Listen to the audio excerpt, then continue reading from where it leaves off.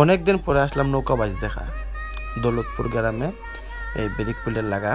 কিন্তু সচরাচর নৌকাবাজ এখন সবখানে হয় না, কারণ এই কিস্তি পানি অনেকটা কম। এই যে নৌকাবাজ চলছে, অনেক নৌকা আসছে, কিন্তু আমি সব নৌকার নাম চিনি না, সব গ্রামের নাম চিনি না। কিন্তু এই সমস্ত তো আমি বেশি তো যাই না ভাই। এই যে দেখেন অনেকগুলো মানুষ আসছে, মানুষের কোনো হার নাই, শেষ পারাপারে নৌকাবাজ ঠিক মতো দেখতেও হয়। এই যে দেখেন মানুষের কোনো অভাব নাই, মানুষের লাগিয়া নৌকাবাজ দেখা অসম্ভব। আর কিছু কিছু নৌকা আছে ছোটো ছোটো নৌকা, এই নৌকাগুলোর লাগে আর নৌকাবাজগুলো দেখা যায় না ঠিকভাবে। আসিয়া ফেললাম বাতিজারে খুব আবরা, কথা বলতে পারে না, তার সাথে কিছু কথাবার্তা বললাম, মজা করলাম। এই যে দেখেন কি দেখাইতেছে দেখেন,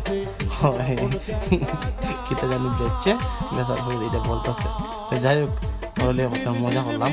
এখন লাস্ট টাইম নৌকার ফাইনাল ডিসিশন যারা আসতেছে সামনে আপনারা দেখতে পারবেন।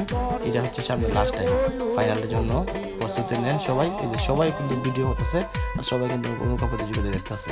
এই যে এটা হচ্ছে তোমার একটি এই সেমিফাইনাল, তারপরে আস্তে আস্তে ফাইনাল। এটা অনেকটা নৌকা আগাফিসা হয়ে গেছে, কিন্তু নৌকা আগাফিসা হইলে নৌকাগুলো দেখা মজা লাগে না। যদি আড্ডি নৌকা না হয় তাহলে কিন্তু মজা লাগে না। আর এরপরে দেখবেন ফাইনালে ইনশাল্লাহ আসলে মনে হয় সম্ভবত আড্ডি হবে, নৌকাগুলো বাইস হবে, দেখা যাক কে জিতে। আর এখানে মাঝে দেখা যাচ্ছে ওইদান নৌকাটা আগে চলে যেতেছে, ওইদান নৌকাটা সম্ভবত জিতে গেছে। কিন্তু শেষ পর্যন্ত আমি এই ভিডিওটা ধরি নাই বা তুলি নাই, আমি তো তুলি না। আর তলির জায়গাটা তুললে অনেকটা সুন্দর হয়। আর এখন বর্তমানে অনেকগুলা মানুষ এখানে নৌকা দেখার জন্য আসছে বিভিন্ন হান থেকে। আর এখন শুরু হয়ে যাবে ফাইনাল ম্যাচ।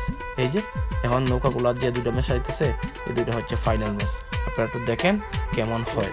আপনাদের সাউন্ড ওপেন করে দিলাম, ওপেন করলে আপনারা মাইন্ড করবেন না, শুনবেন, দেখেন।